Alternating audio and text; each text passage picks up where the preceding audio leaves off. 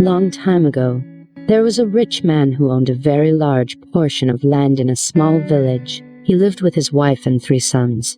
Because he didn't know what to do with his land, he hired farmers to take care of it for him. One group of farmers grow vegetables like corn, tomatoes, eggplants, carrots, and petchay. The other group planted fruits like bananas, pineapples, mangoes, and oranges.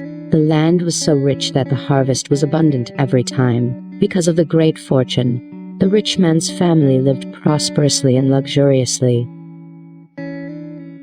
Often, they would travel out of the village, leaving their workers behind and coming home only to collect the payment from the buyers and paying the farmer's salary. This went on for years.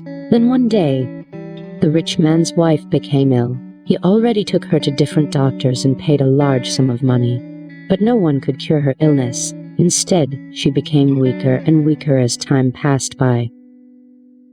Soon, after a year, the rich man's wife passed away. The whole family became very sad. 1 week after the funeral, the farmers came to the rich man. It's payday again, and they had not received their salary for several months already. But the rich man had no money left to pay them all.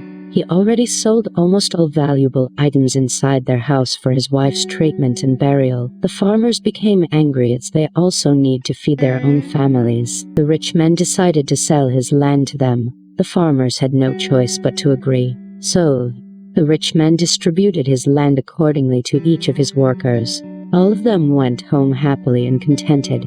At last, they finally had their own land where they could grow their desired plants. On the other hand, the rich man became very worried. He just lost his wife. Now he also lost his land, the very source of his income. The only land that was left to him was the very land where his house was built.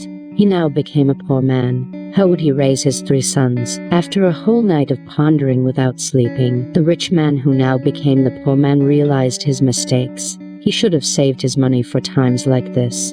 He should have never wasted his income with all those unnecessary things.